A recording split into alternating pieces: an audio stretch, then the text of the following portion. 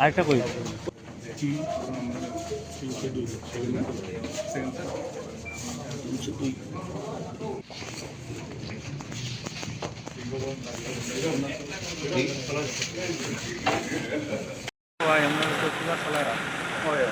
দেখুন, আমাদের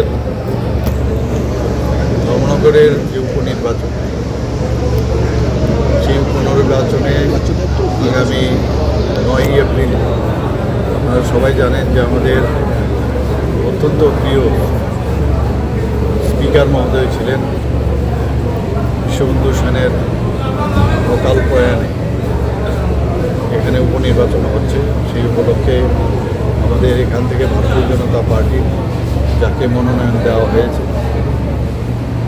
এবং আমাদের পার্টিতে অনেক দিন ধরে উনি বিভিন্ন পদে উনি কাজ করেছেন, জওহর চক্রবর্তী মহোদয় দাঁড়িয়েছেন এবং পার্টি ঠিক করেছে ওনাকে এই ধর্মনগর যে বিধানসভা কেন্দ্র সেখান থেকে ওনাকে লড়তে হবে এবং সেই উপলক্ষে আজকে আমার এখানে আসা। কালকেও এখানে একটা র্যালি আছে, প্রসেশন একটা হবে, তো সেখানে সন্ধ্যের সময় সেটা রাখা হয়েছে 6টার সময়। মুদ্রা কথা হচ্ছে আমাদের ভারতীয় জনতা পার্টি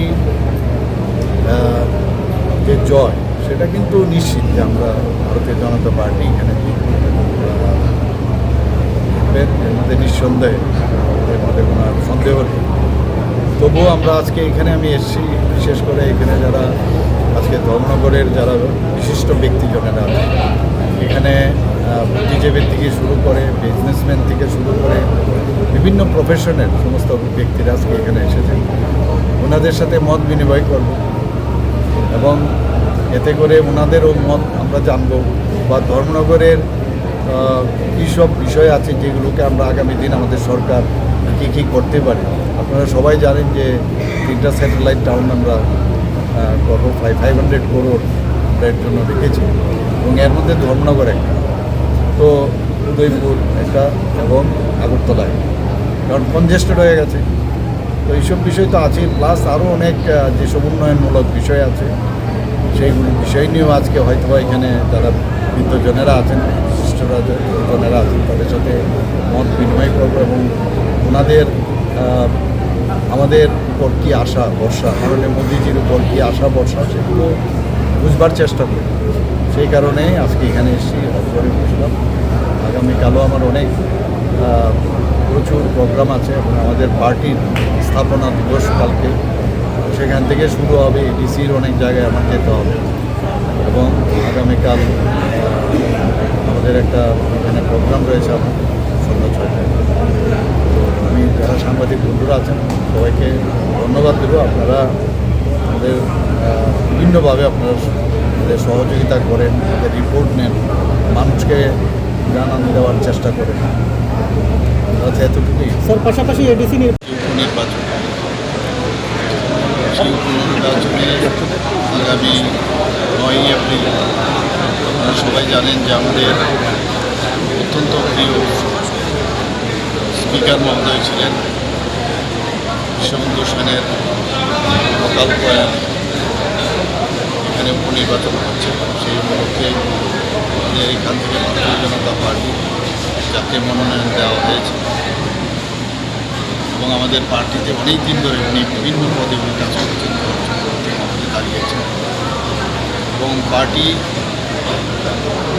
ঠিক করেছে ওনাকে এই ধর্মনগর বিধানসভা কেন্দ্র সেখান থেকে ওনাকে এবং সেই উপলক্ষে আজকে আমার এখানে আসা।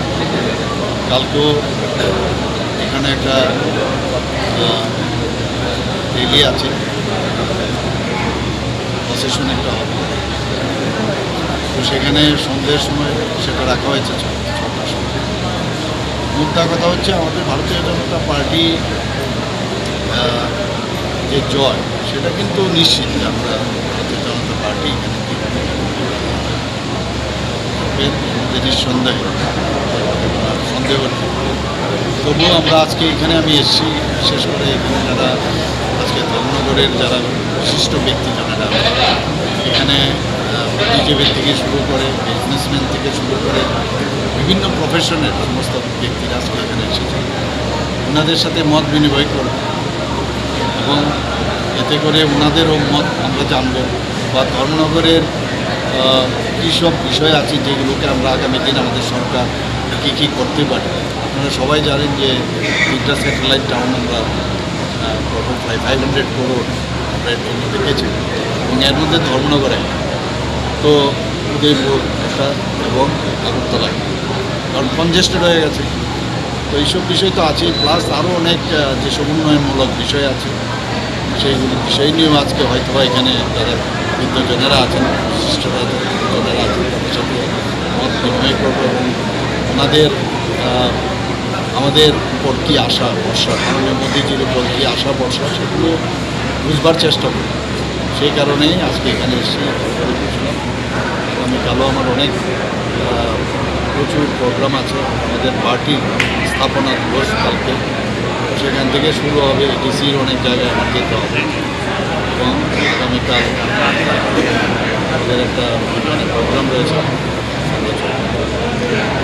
আমি যারা সাংবাদিক বন্ধুরা আছেন সবাইকে ধন্যবাদ দেবো। আপনারা আমাদের বিভিন্নভাবে আপনার সহযোগিতা করেন, আমাদের রিপোর্ট নিন, মানুষকে জানানো দেওয়ার চেষ্টা করেন। এতটুকুই স্যার, পাশাপাশি এডিসি নির্বাচন রয়েছে,